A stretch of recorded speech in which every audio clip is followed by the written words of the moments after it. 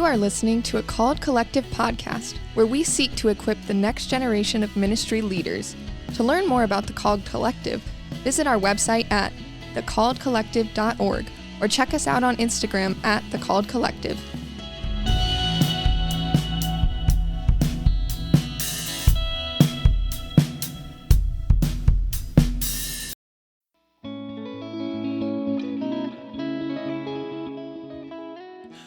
Welcome to the Coffee and Calling podcast with Dan and Griff. But everybody, I have some really bad news, but not totally bad news. It's just going to be me today. Everybody say some prayers for our boy Griffin. He's feeling under the weather today, but don't worry, because next week he will be back in the studio with us so we can have a great time and talk more about coffee and calling. But again, please just pray for him as he is recovering from a bit of like flu-like symptoms and everything. So yeah, but needless to say, even though it's just me today, the great part about it is that we have a guest, and this guest is one of my childhood friends. We came up together as two pastor kids, and he's going to tell you more about himself, but it is my honor and privilege to welcome filmmaker, Star Wars fanatic, Madden Hall of Famer, Clay Crofford. Wow, what an introduction. So Clay, for everybody listening, can you just tell us a little bit about yourself, what you're doing at IWU, and kind of, anything about us, about you that we would need to know? Yeah, I mean, the introduction pretty much said it all. My name is Clay Crofford, and I'm a senior here at Indiana Wesleyan, 3 months away from the real world. 3 months away. Yeah, so I, like Dan said, both grew up pastors' kids, different coasts, right? I grew up in Southern Maryland, a little bit in Delaware. My dad was a pastor in Delaware for about 13 years. And then, 13 years ago, we moved to Southern Maryland. Shout out Laura Wesleyan. Shout out Laura Wesleyan, right? Where it all began. Dad, pastor, mom, worship leader. Church has always been like the thing in my life. It's always been there. It's like the air I breathe. You can't really escape it, but no, it's good. I came to IWU and just been exploring what it looks like to actually do ministry in the real world. You kind of see it from afar for your whole life, and then you see what it actually takes to do it. And it can be a little scary, but I'm excited. So you want me to tell my calling story right now? No, not yet. Oh, whoa. Dude. Oh, I'm skipping ahead. You hear this guy, everybody? He's ready to get after it. I'm amped. I'm ready. Everybody listening, you need to be that adamant about sharing the testimony of Lord and you. Come on, somebody. But no, I think that's it is really interesting, growing up as a pastor's kid and seeing it from so afar. It's almost like you see so much, but there's still so much to understand about it. And as you kind of get more into ministry, I don't know if you feel this, but has there been any moments where as you start doing ministry, you start connecting some dots from your childhood or the way that you would see things get done and everything? Yeah, absolutely. One of the ways this summer, even doing ministry in a different context in Greensville, South Carolina, in a different economic status than I was used to, kind of a little different than the comfortable status I've been used to. I got to see kind of a little under the surface of what pastors actually are going through in the everyday and the challenge in a small church. I saw the hardships in my own family and the challenges and the joys, but my parents, they did a great job of trying to also keep a good, healthy family balance. So getting to connect and see for myself and, what does full-time ministry look like? As a kid, you see it, but your parents they can be strong and they can kind of put up this kind of protection for you. But then once you see it yourself and you're in it, you realize, oh my goodness, there's so much they don't even tell me. And so much that they handle as they're serving the Lord. And so kind of a new thankfulness, honestly, a new thankfulness, oh my goodness, my parents, this is not just another job. This is tough. This is an everyday thing, and balancing family and work in ministry, it's not easy. And honestly, a bigger respect for my parents than I ever had. Just seeing that, like, oh, it's crazy. Yeah, it's encouraging. It's almost like when you,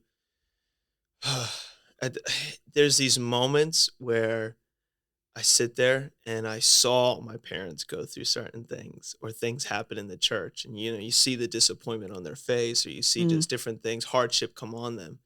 And then you actually feel it for yourself and you understand kind of, I don't think they were protecting us, but especially for me and you as going into ministry, it was almost like it's not their time yet to like understand that.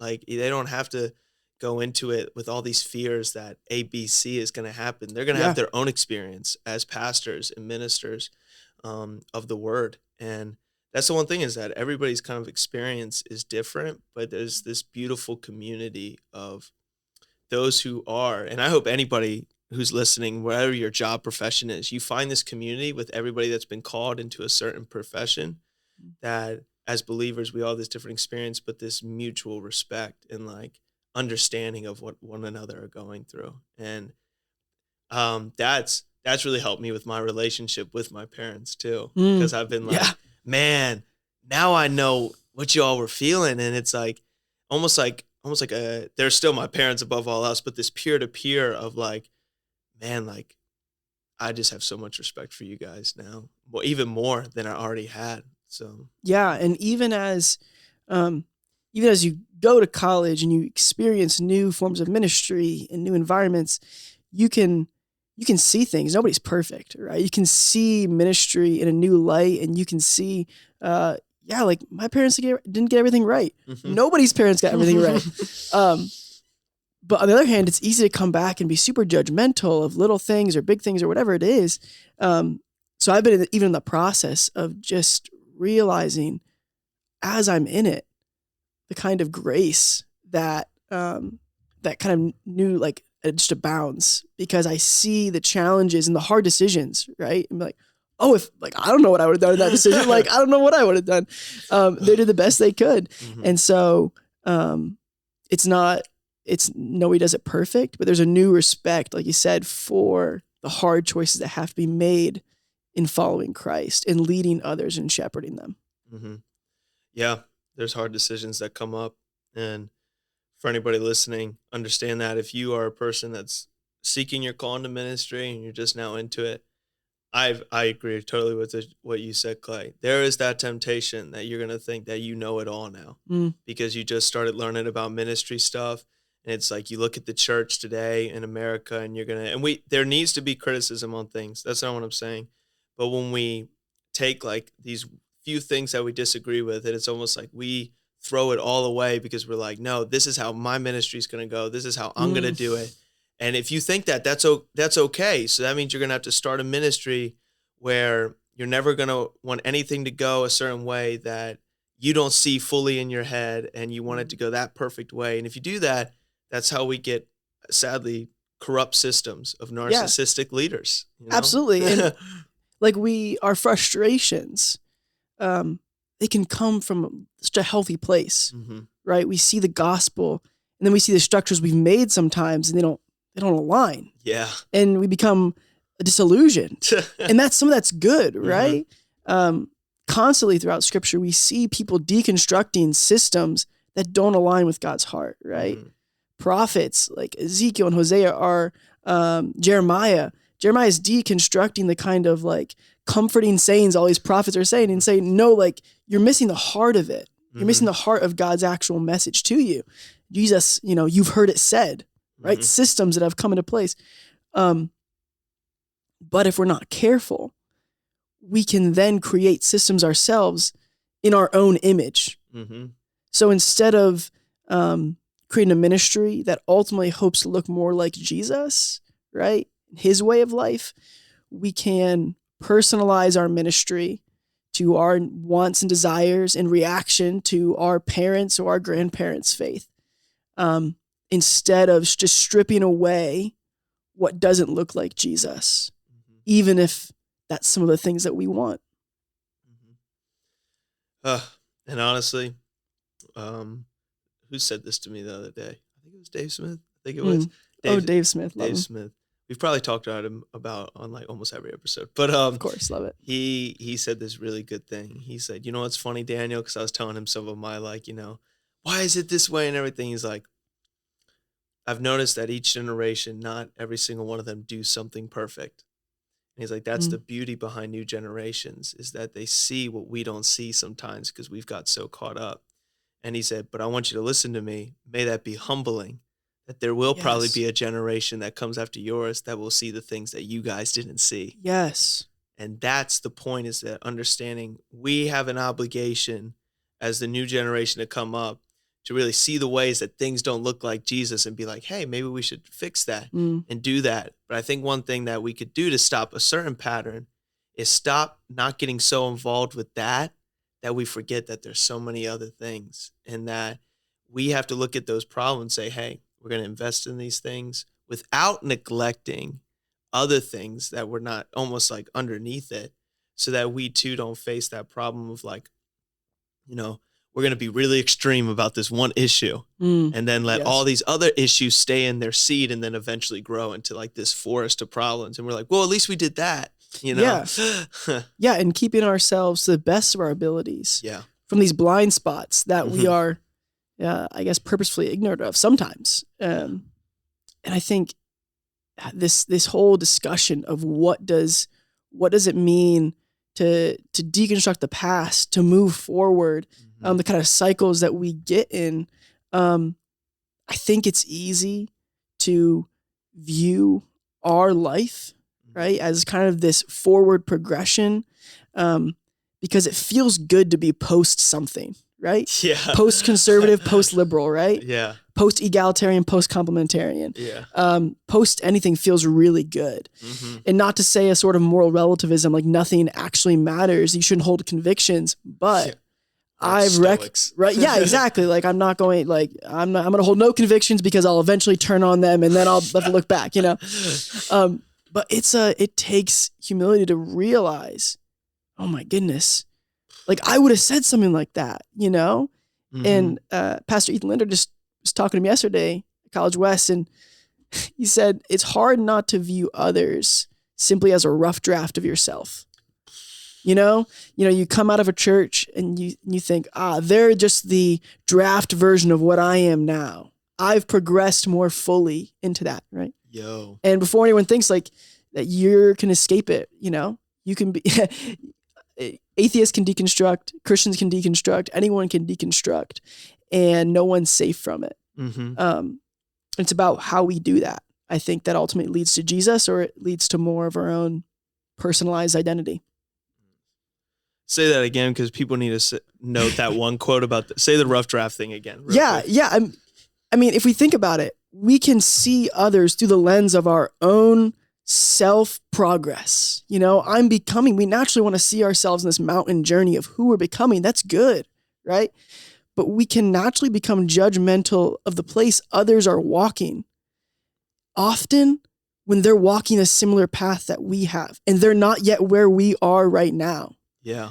And the sad thing is when you are 10 years down the road, someone may be where you were at, but you still see them as a rough draft because you're somewhere else now. Come on. You're expecting everyone else to play catch up where you are right now. And so I just had to recognize, like, man, my language hasn't always been fruitful and encouraging and full of grace. And I'm just eating my own words like constantly, and hearing someone else say something like, oh, dang, I would have said that. And maybe that's okay. It's like, maybe that's okay that they're where they are right now. And trust in the grace of Christ that I was there too. And where I am right now, someone else has to have grace from me, in our disagreements. So I think in general, Christians should be the first ones to not only understand those who are deconstructing, to be able to deconstruct themselves, and be able to do that circle again, because we know that we are continually doing that until we ultimately see God, because we'll never know him fully. We'll continue to be unraveling the beauty and the majesty of God. Yeah, it's facts. And even me, I lead, so we've talked about the current program on here. I'm a master's student, means I'm in my final year on campus, and I actually get to lead the freshman cohort. Yeah. So I'm seeing a lot. If any of you freshmen are listening, I love you guys. Before I say this, some of them be saying stuff, and I'd be like, they don't even know what they're saying. Like, it's almost like they say something that I'm like, man, I remember when I was like that my freshman year. And the temptation is like, I've had this temptation, I've had to pull back from it so much, is the temptation, I'm going to go have one conversation with them, and then they're going to be where I'm at right now. Woo. And that's not true, because guess what? Guys that were in my shoe were having conversations with me about what I wanted to have a conversation with that. And it took me like 2 years. It took me all my freshman and sophomore year for some of those things to just click. Like, why have I been doing that? Man, they were right and everything. And you got to let people grow. Realize those conversations are individual waterings of the seed. And not one watering of the seed makes it fully bloom, makes it fully come into a tree. But part of growth is that as vessels of Christ in the knowledge and experience we've been given, it's the same thing for guys like Dave Smith, guys like Dr. Morgan, Elaine Bernius, Stacy Shaw. When they give us their wisdom, they are watering us through the wisdom and discernment that the Lord has given them. And they don't expect us as professors to even at the end of the semester be like this fully like theological, doctrinated like person, because these are waterings for the seed of our hearts, and that there takes time for growth. It takes time to get to where we need to go.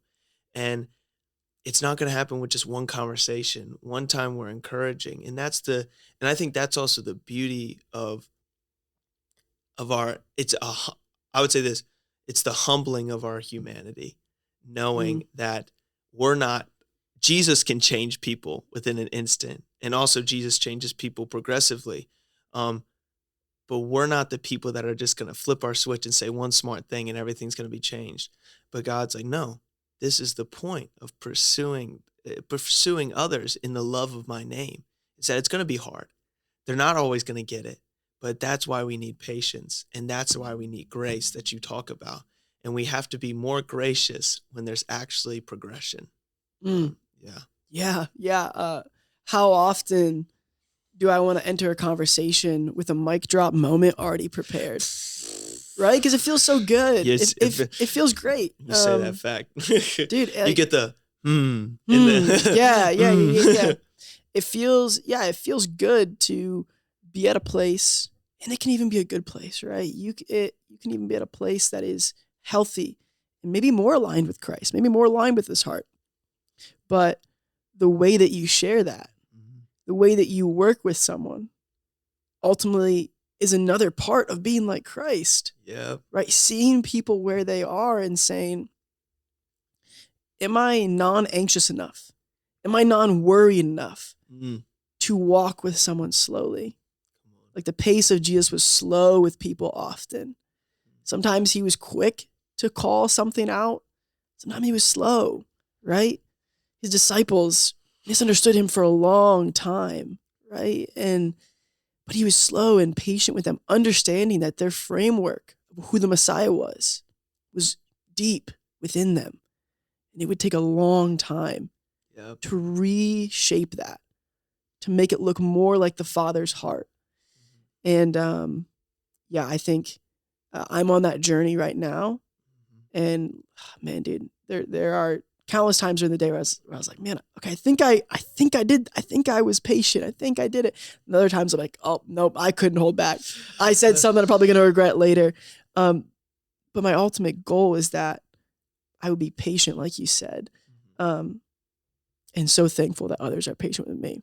Yeah. I'll leave it at that because I am the first among those that I'm constantly receiving that grace. Amen, brother. Amen. Thank the Lord that people are patient with us. Amen. Yeah. Yes. So to move on and shift gears, we have a question before we ask you about your calling into ministry. This is a question that we don't really preference to our guests and everything, but if you could have a cup of coffee with any person in the Bible other than Jesus. Yeah, of course, obviously. Who would it be? Oh my gosh. I know it's a big one, man. Dude, it's a lot of homies. So tough. There's so many. I feel like Paul is one that stands out, although he seemed like he was pretty busy. Like, I don't know if he'd fit me in his schedule. He is honestly running. And he seems like he can be upset sometimes. He might be a little, that might be tough sometimes. Great guy, but I don't know if a coffee with him would be great. I feel like someone like Jeremiah. Ooh. Just that's for him. He needs a coffee break. Like legit. It'd be a sad one, dude. It'd be so sad. It'd be so sad. I don't know. Daniel. I don't know. Daniel.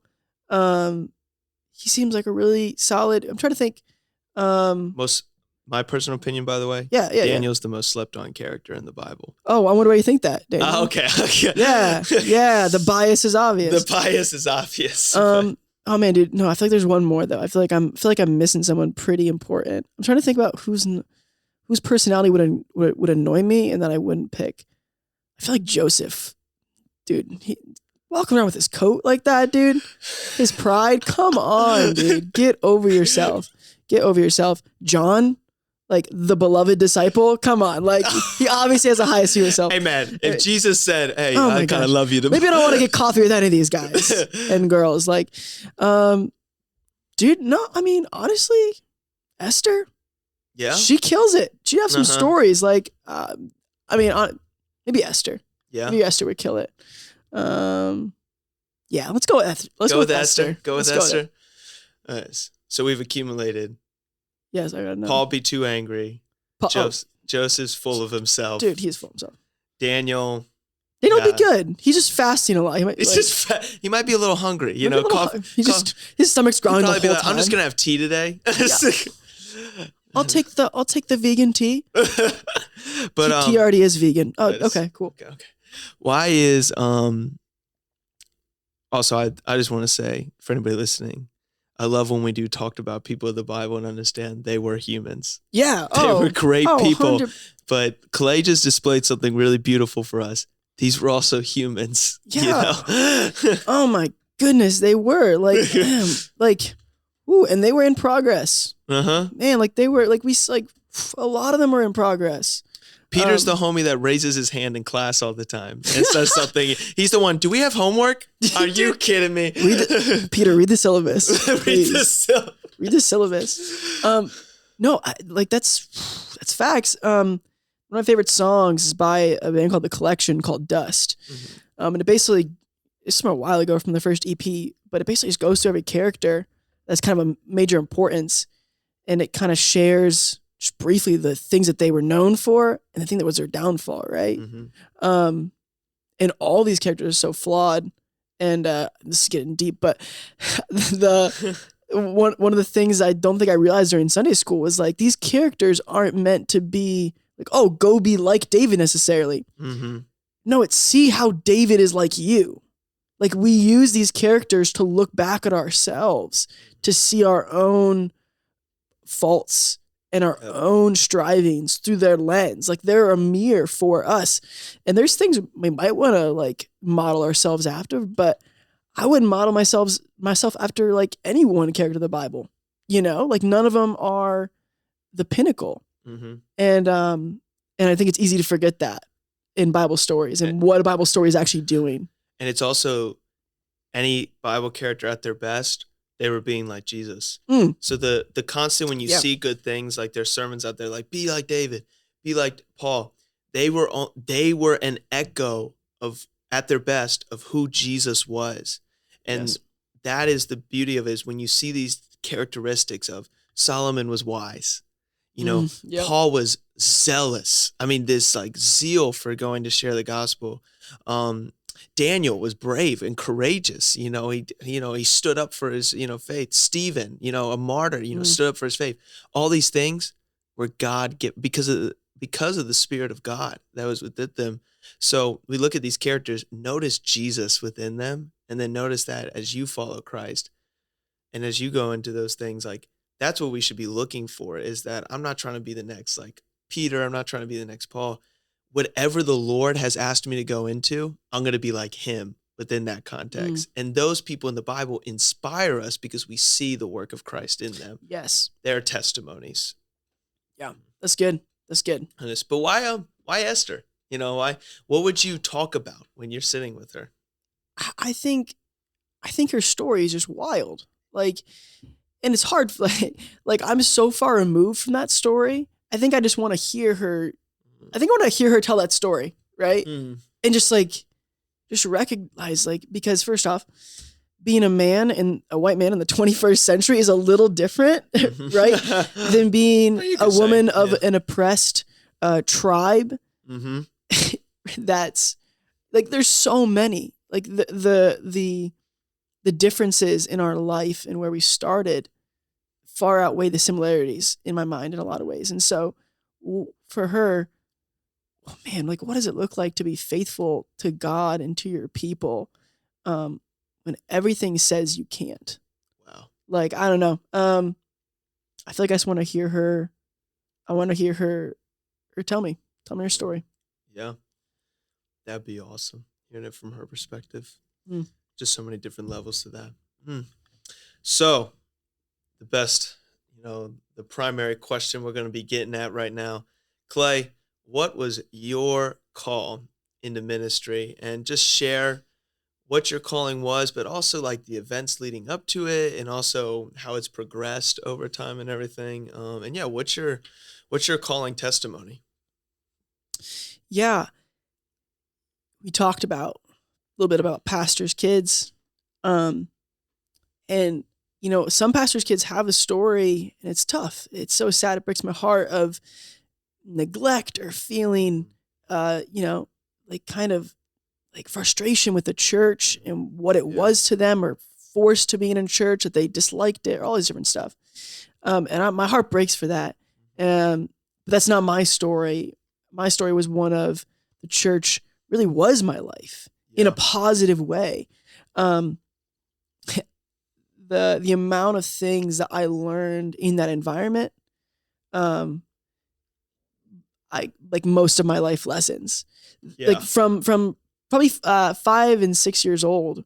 My dad started taking me along with him to hospital visits, which might sound strange, but honestly, hearing the stories of people that I don't really remember, but that talk about just having someone's presence who's full of life, who's seeing life in just the beauty, right, amidst so much pain. I understand why my dad did that, you know? And so getting to go to hospital visits and spend like hours and hours at the church, just middle of the week, when like no services are happening, but people are working and sermons are being prepared and ministries are happening and all that. I saw the underneath of the church in a good way. Like, I really did see the underneath of it.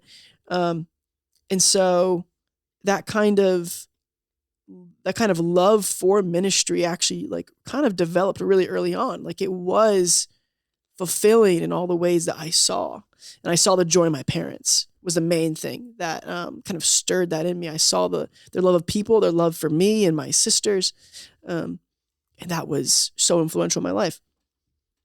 But by the time I got to middle school and beyond, some of the comments by people of like, oh, you're going to join the family business after, you know, you're going to be a pastor like your dad, you know, worship like your mom. That just kind of like started like to like grate at me, you know, and they title you. Right. Yeah. Yeah. And dude, like, I can't like say it was anything else. It literally was just like pride. I literally was like, no, I don't like when you say that. I don't like you telling me who I have to be, you know? Yeah. I mean, I wanted to be a quarterback, but I got stuck at 5'9" 3/4", so that's unfortunate.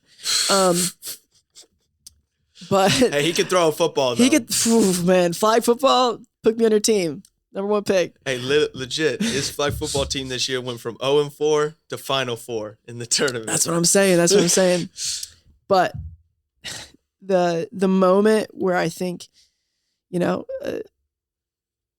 I think some people talk about their moments in different ways, whether it's not a moment, whether it is a moment. I was at Follow Conference 2016. So this was 6 years ago now. and big youth conference, all the kind of things, lights and show and all of that. I've been around that forever, like youth camps and other follow conferences. Like it was nothing new. So the kind of the emotion part was there for me, but it was kind of just the normal. Yeah. It wasn't anything like it was good. It was good. Yeah. But towards one of the last nights, there was a speaker. I don't remember his name. Don't remember really what his topic was. But the question he asked was, what can you do for the rest of your life and feel fulfilled? And no one ever asked me that. Of like, look at your life beyond just high school graduation, beyond just college. Like, what are you doing that the person you are is kind of experiencing delight and joy? Like this kind of joy I saw in my parents. And so I had thought a lot about film, like a lot. I've done to YouTube, and like, so I thought I was going to be a filmmaker, like as just a secular profession, be a filmmaker. And I love doing that. But as I thought about it and ultimately what it produced in me, this kind of performance, ultimately, I thought about it for the first time ever. It felt not so full. It didn't feel rich. Like that I did feel delight in it, but not a satisfying delight. I, to a certain amount, felt the delight that the affirmation brought me from making a film that people liked or from doing something that people liked. Yeah. But it was just kind of this moment of like, oh, dang, I think I actually feel the most delight when I'm serving others, when I'm speaking about Jesus. And it was more like, it was less excitement and more like, oh, frick, I kind of knew this underneath. I knew this the whole time, but I was really just avoiding it because I didn't want other people to think the reasons behind it.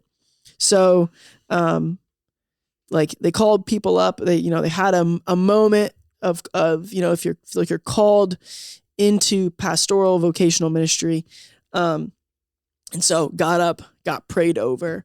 And so I feel like that moment was important. But I feel like the more important moments were all the moments leading up to that actually were stirring desire and, ultimately like who I was aligning with what I was doing. Like those were the moments that I think were really impactful.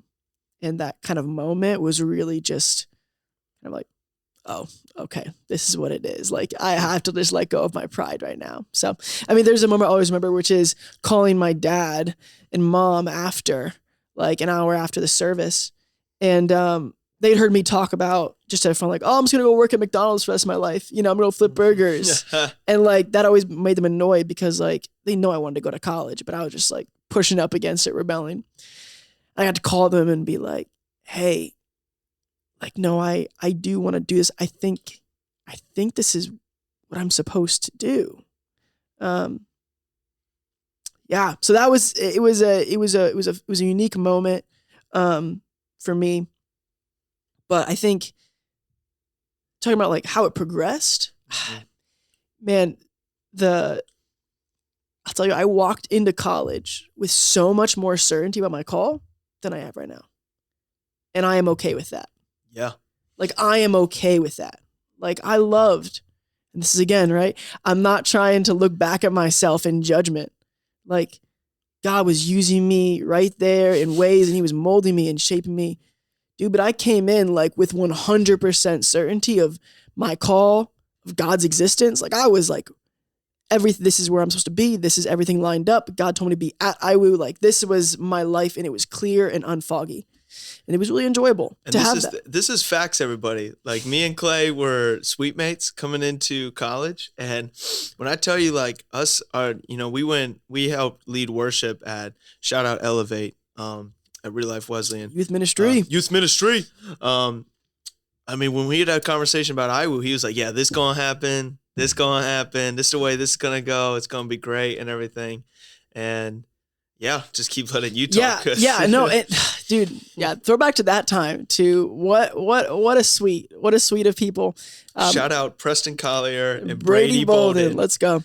But it seems like like an anticlimactic thing of like you had this moment and then there's like less certainty, and somehow that's better.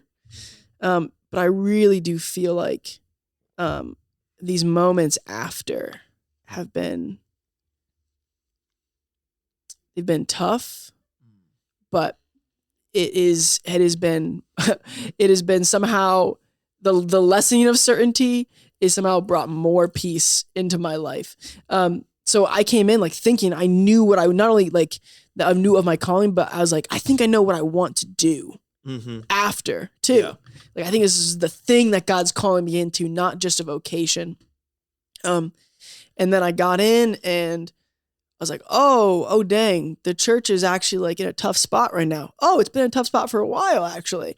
What am I doing here? Like what's happening? And the real progression for me has been a slow accepting of the gravity of what I feel called into. Yeah. And it's been a slow movement of when I raised my hand and walked up to the front, that felt much more like winning the lottery. And now it feels, I look back in the moment, I was like, oh, dang, that's a little more like you got drafted into the army.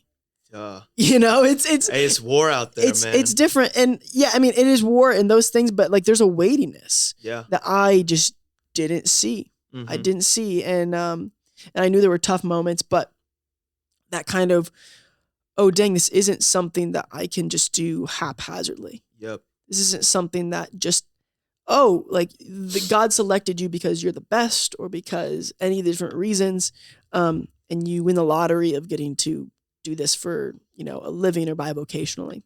But, the passages that began to stop me up are the ones like, those who teach, those who shepherd will be held to a harsher standard. Mm-hmm. Like Jesus is continually uplifting those who are ignorant, we would call them, or simple faith even, and kind of putting the people in their place who do it for a living, right? The Pharisees who were living it out as far as the people goes, the most. They were living out their faith to the most of the law they could. Mm-hmm. And just realizing, I have to reconcile if this is actually the kind of path that I want to walk, to where God is inviting me into something and it's beautiful, but if I accept it lightly, the danger that can happen to others and myself is immeasurable. Yep. Literally, some of the greatest hurt is spiritual trauma.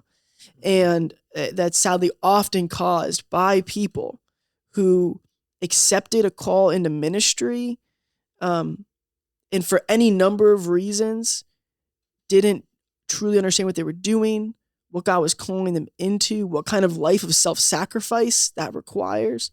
So it's been a slow shaping of me. Okay, do I actually desire this life of self-sacrifice? Mm-hmm.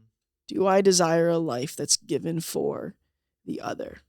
I think my call used to be more about who I am, my passions, my talents. Oh, this is why God called me, because I can do these things. And now it's beginning to be more about, to accept this calling looks like me becoming a type of person that is willing to give of myself. Yeah.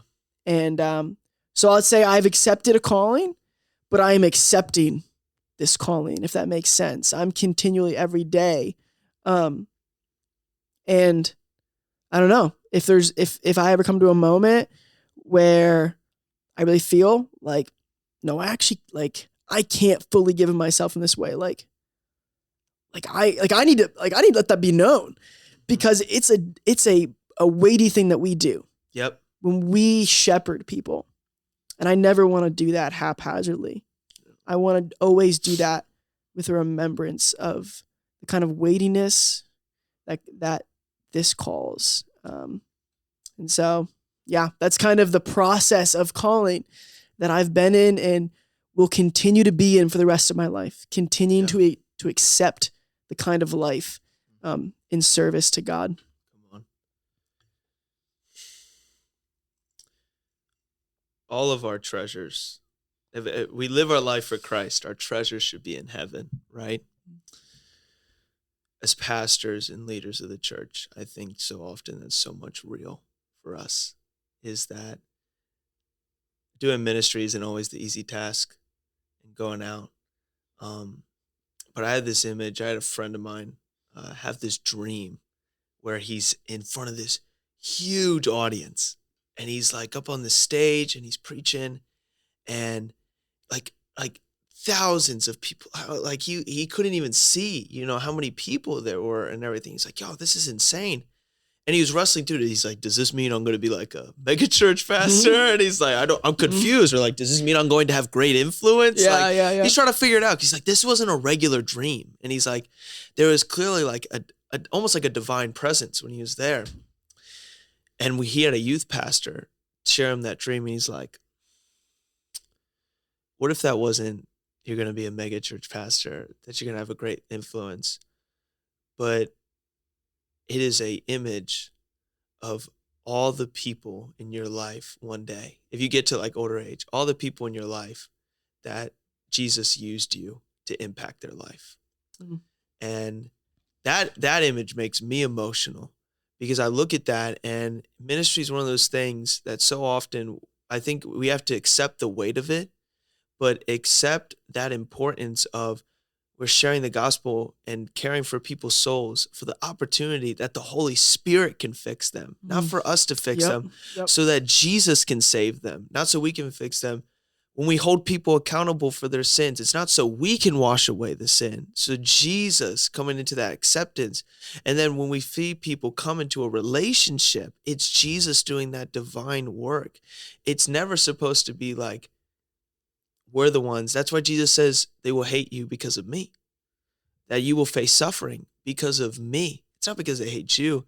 And when we take on that weight, there is this image I just get over and over in my head, this eternal importance of like, I want to be worshiping next to these people I'm ministering to when I'm in heaven. And that is so much important than any hate we could get, than any the struggle. The struggle is real, and we need to be honest about it and be forward about it. But I see this beautiful thing of like, we have to have such like a heavenly mindset, because that's the weight of sharing the gospel, is that having that mindset of we want to see heaven come on down to earth, and we want to go out and we want people to know Jesus on this earth, and live the fullness of life. And that, I don't know about you, that is so not, and we can't take that on as we're saving them and all that jazz. But I just agree with you, is that in the moments we feel like we won the lottery, but we don't realize we're going to put the armor on, and there's a war out there between evil and good. And we're stepping into that as shepherds, Yeah. The phrase that continually comes up in my mind, and like what it means to step into calling. I think there's different battlegrounds or places people have to wrestle with of, are they willing to accept that? And it can look different for different people, because we all have our own desires, right? We all have the ways that we were formed and naturally want the world to go. We actually want things to go our way. So for some, I like the analogy of sort of like the wedding vows covenant, like for richer or poor, for better, for worse, those sorts of things. And for some people, if God is saying, are you willing to follow me for richer, for poor? That's tough.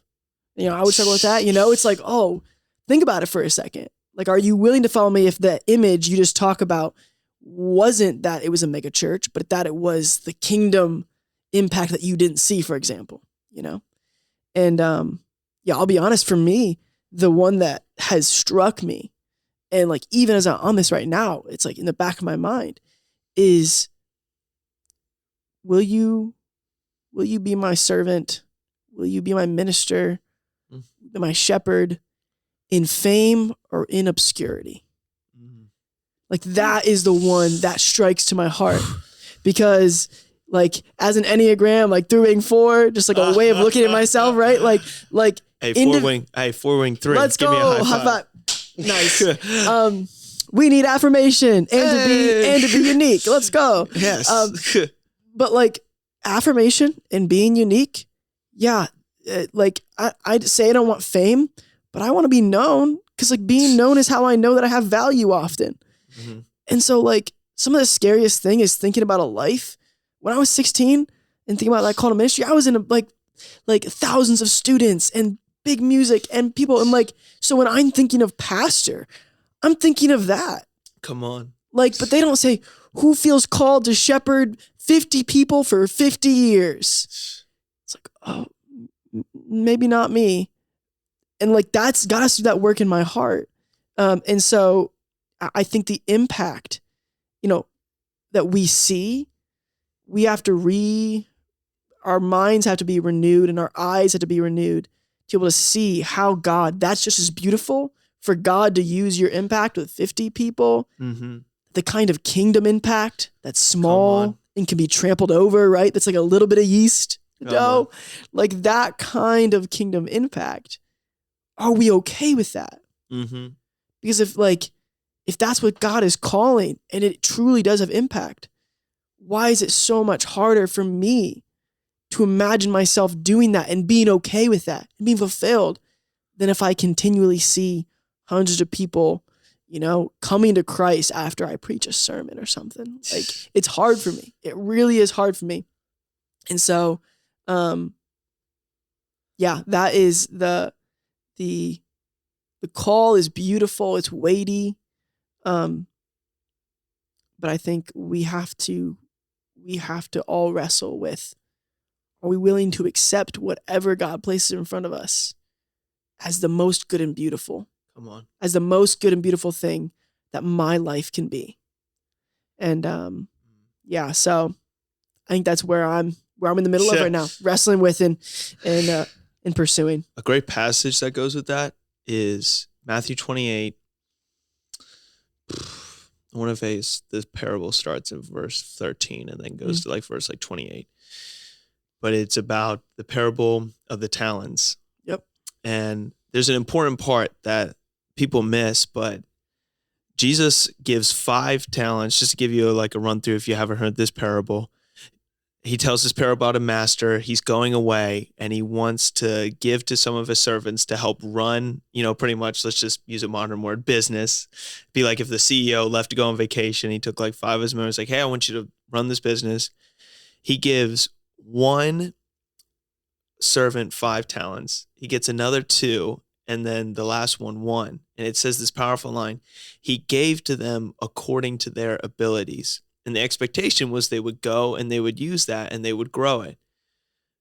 The return comes back. The 5th one went, he doubles it and he has 10 talents. The 2 talents person comes back, he has 4. And then the person with the 1 talent, he went and dug it into the ground because he didn't want to risk it and lose it. So he just went and dug it in the ground and he comes back with 1.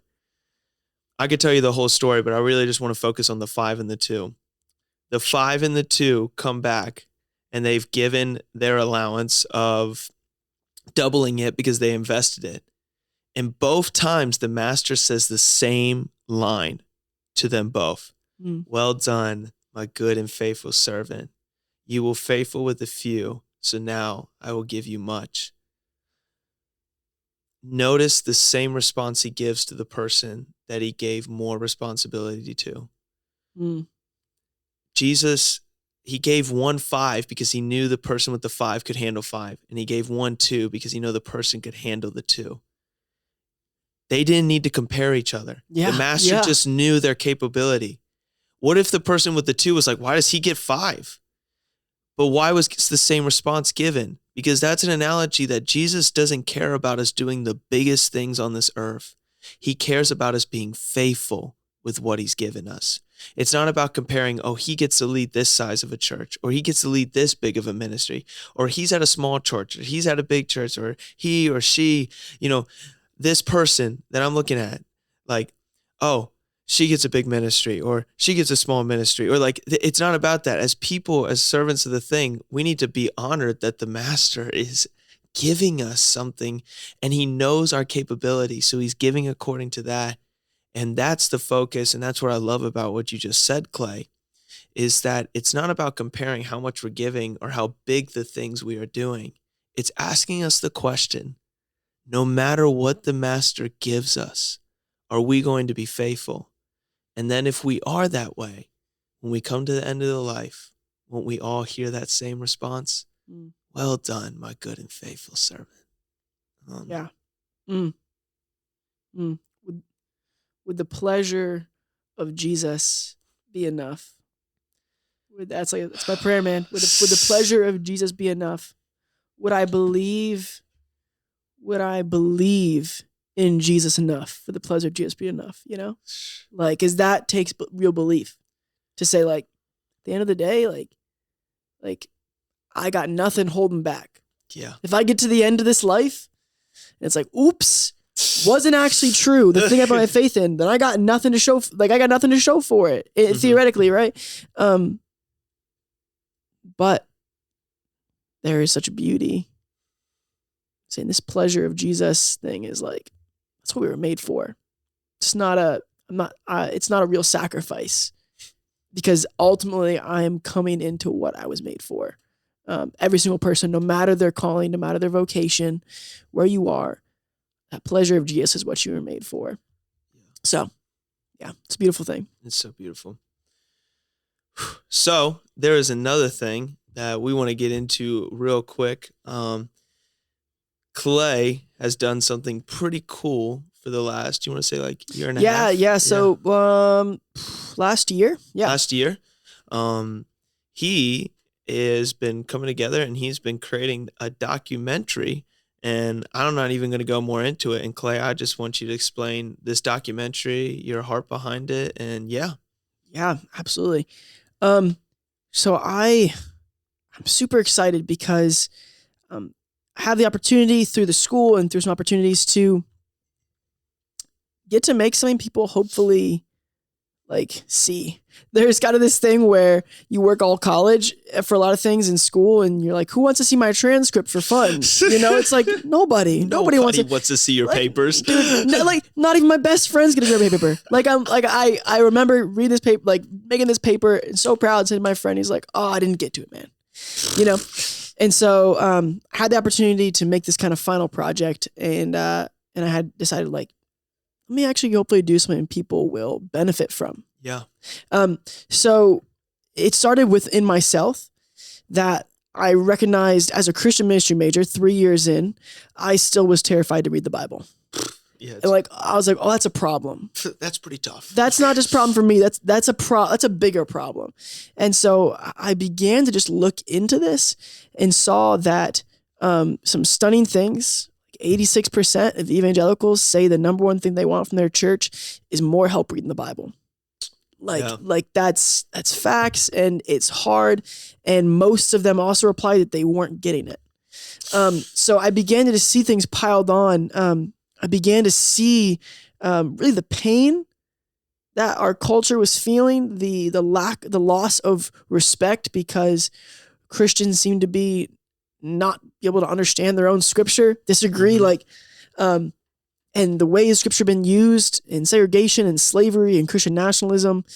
All of these ways made me like frustrated and scared and confused with the Bible. And I had felt for 3 years on campus a kind of shame that came along with the Bible, because this kind of text of our faith that we're supposed to know how to read, people didn't know how to read it. And so they felt like a bad Christian and shame. And so it inspired this project called Reading Blind, the urgent need for Christians to understand the Bible. And what it is it looks at our current state of scripture and saying, what if biblical illiteracy, as we kind of hear that thrown around, isn't just how many stories you know about. You know, do you know which language Bible is written in? Like, these are facts about the Bible. What if it was biblical literacy was actually just, can you read and understand the Bible? It's not about reciting facts. Can you engage in it faithfully and be transformed to the power of the Holy Spirit? Can you, and that is really what biblical literacy is about. And so I've had the honor to interview people like Rich Villodas, author of The Deeply Formed Life, people like Samuel Perry and Andrew Whitehead, who wrote Christian Nationalism in the United States, tons of amazing people, professors from IWU, interviewing lay people and pastors and theologians and sociologists, right?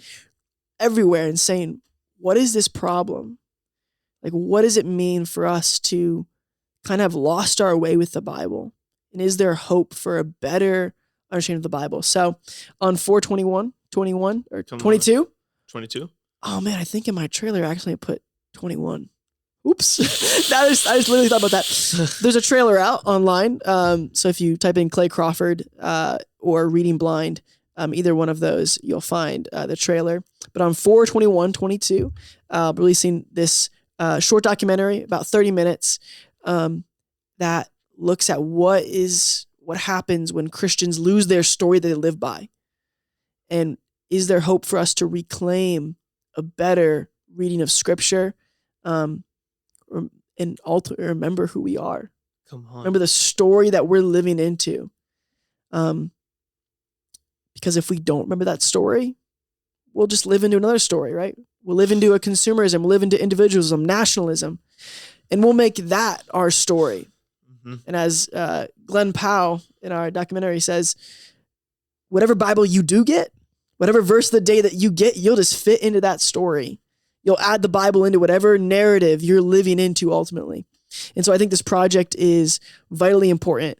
And my dear hope is that at the end of this documentary, the ultimate goal is not that someone would know how to perfectly read the Bible, that they would be so scared to read the Bible. No, the purpose is that we can't be neutral with the Bible. There's no neutral stance, right? Christians need to be discipled in the Word faithfully, or else we have a blind faith. We have a blind Christianity. And I'm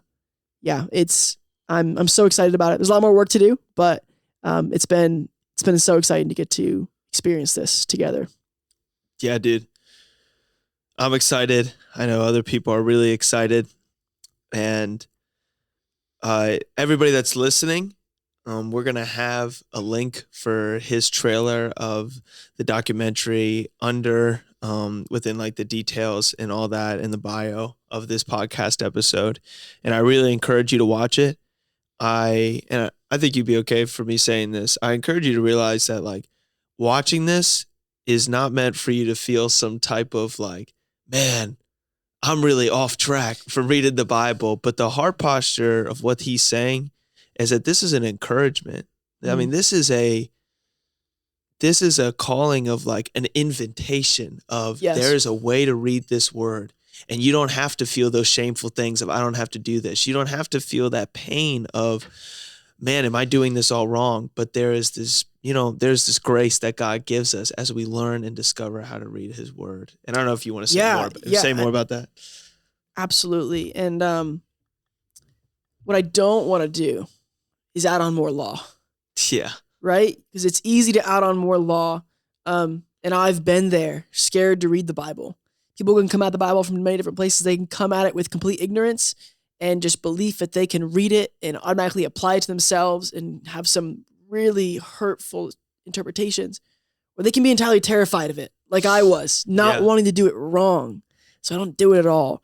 But wherever you are on that, right? Whether the Bible is something you don't know how to read it, you do know how to read it, you're scared, whatever place you're at, the goal is that, like you said, we would receive an invitation to a life in remembrance of who we are.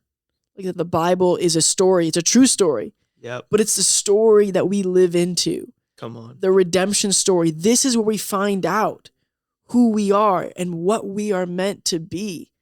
That's why the Bible is important. It's not important because it's a rule book or a handbook or a car manual, It's so much more than that. And so I think this documentary may be something different for each person, and it may strike a chord differently. But I think there's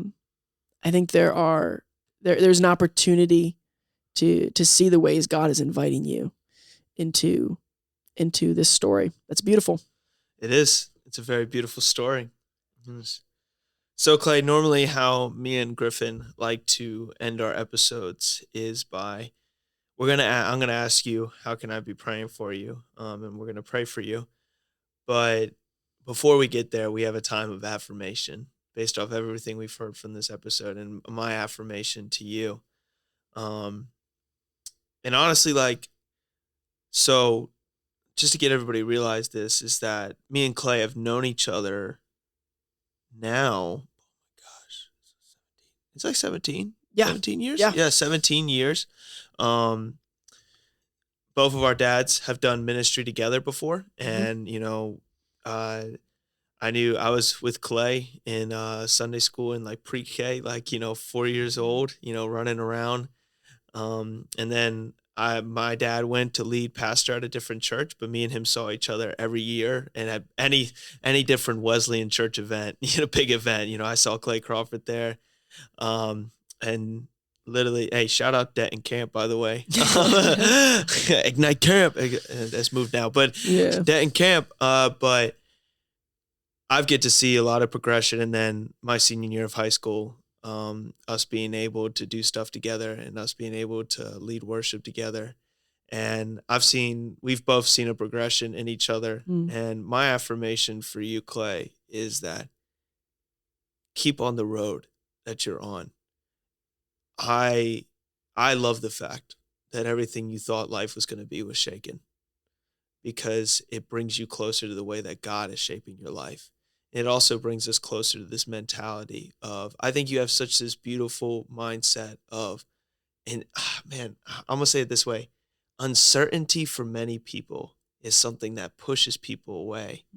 But you've taken uncertainty and doubt as an invitation to walk in being scared, but it's not like fight or flight for you. It's a fight. You have fought for your understanding of the word. You have fought for your understanding of God, because you knew it wasn't just something you were going to read one book about and then just give a checklist.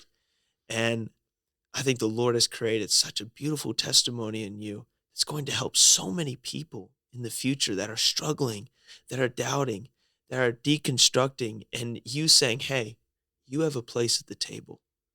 Because I ate with Jesus on this stuff. He sat with me. He showed me grace. And I love that about you, man. And just even as you're doing this documentary, another thing about you is you're incredibly diligent and determined.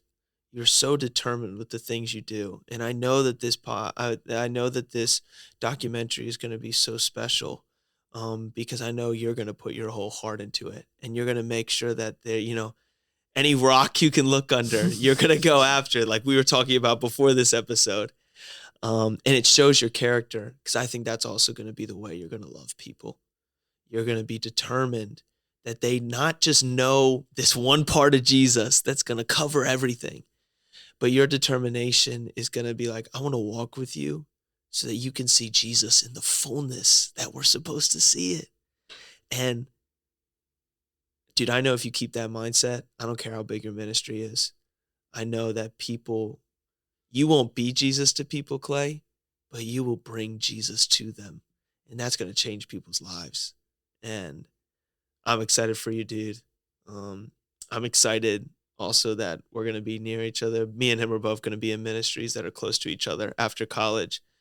And I love pretty much every conversation I have with you, because it's always, it makes all my crazy thoughts be like, oh, I'm not so crazy. And then also at the same time, so many things you say that challenge me to look at things differently. So dude, thank you so much. I so appreciate that, man.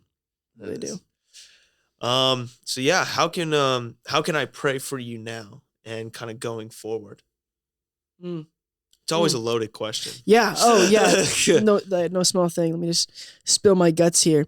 No, I'm not afraid to. Like, let's get it. You can pray for me to stay rooted. Like, I think it goes along with what you're saying, you know? There's a lot of, you and I are from a Generation Z, that is by far the most unrooted, you know? There's a lot of good things we do. And I'm proud to be part of this generation, but we are struggling in so many ways. And I'm a part of that, like the anxiety that comes with identity. And so, man, pray for me. I mean, like, pray for the documentary, but pray, like, dude, this documentary has been a minister to my heart as much as anyone else, you know. And part of that is remembering who I am, you know, and that comes through the Word, and that comes through conversations like these. So prayer for the ways that God is continually rooting me, reminding me that my identity, my worth flows entirely from His identity, that I am created, wholly loved. And because goodness, do I need that, right? In our generation, we continually minister to people who are struggling and wrestling with that, desperate for something that is real. Come on. Well, shoot, brother. Let me pray for you. Thank you so much.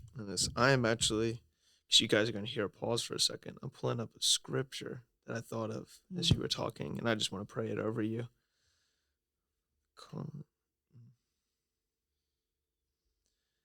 And what day again is it going to be coming out? Just so everybody can hear. Yeah, April 21st. If you're near IWU, the Globe Theater. Got that locked down for 1 p.m. Got it locked down. Got it locked down. I know, my parents are flying out for this dang thing. I know. I was like, you guys.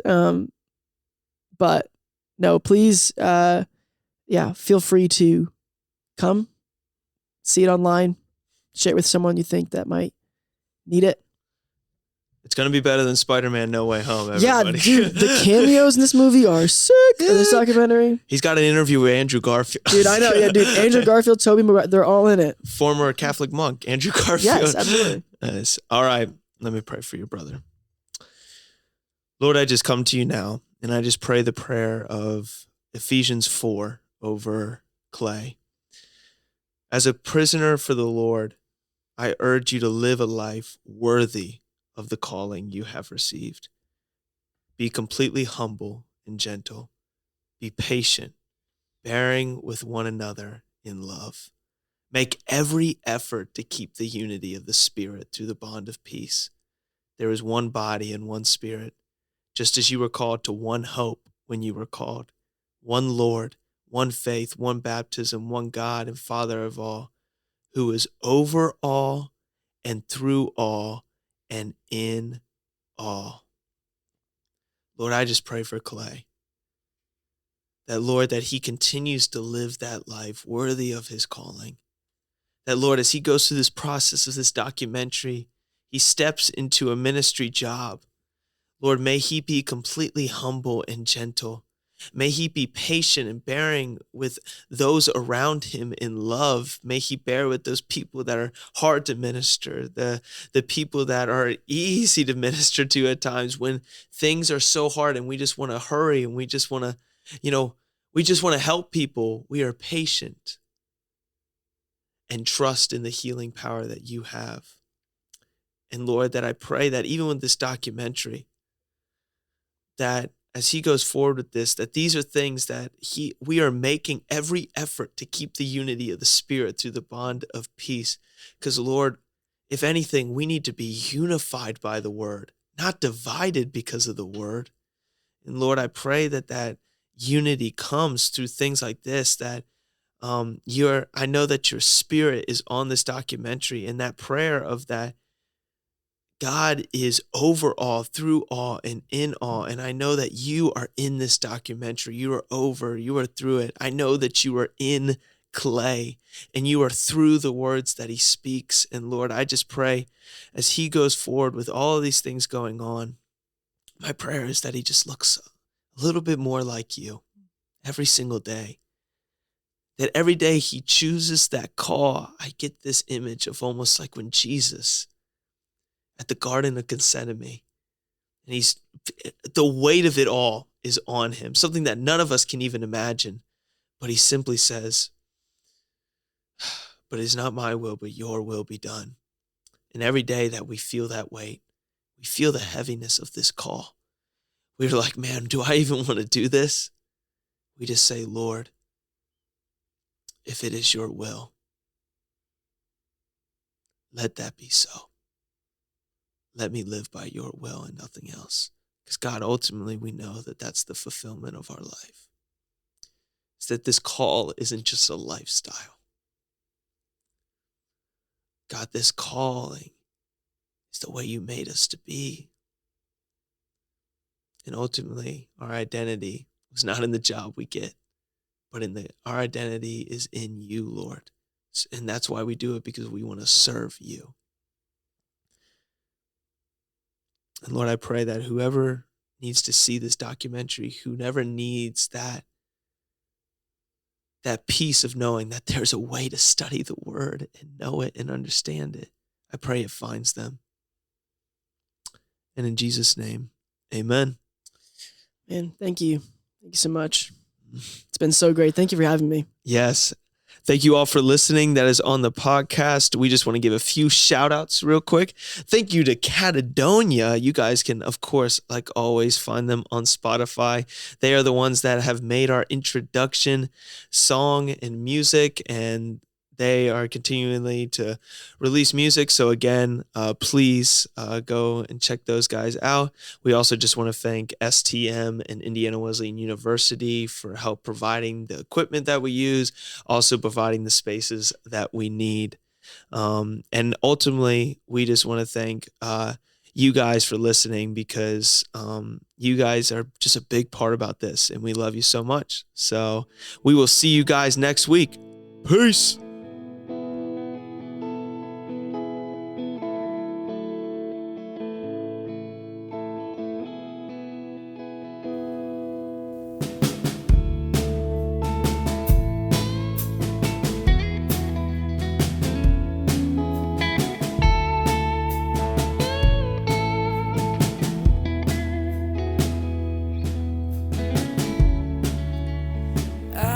See us standing there, our red cups in the air,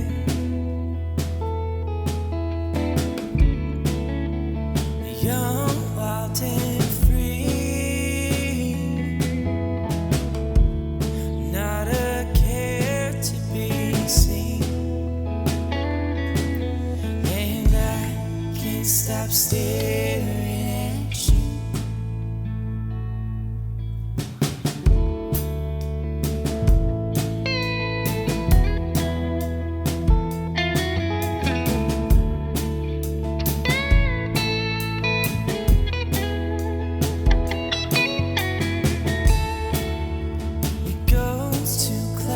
Every day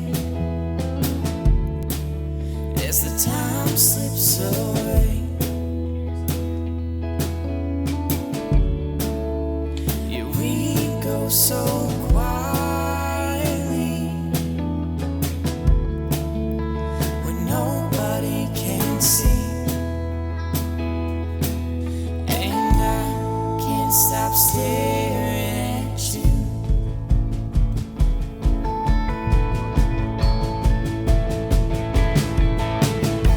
Seasons come and I feel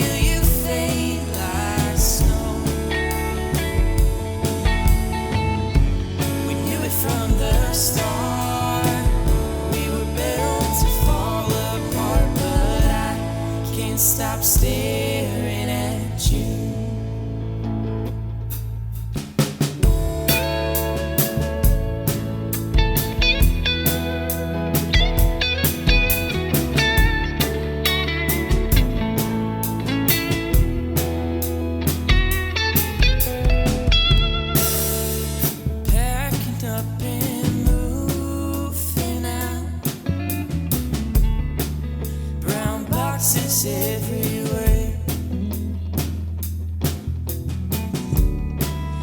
Old pictures and some worn out tees from Coldplay back in spring. And I can't stop thinking of you.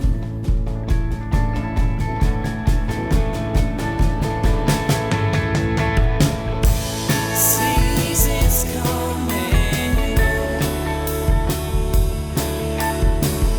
I feel you fade like snow.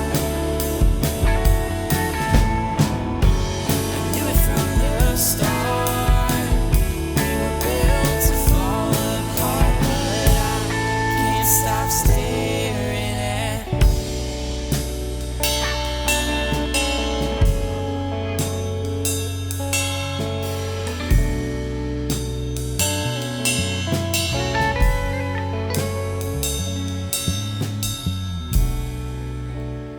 After all that we've been through, Is there nothing I can do?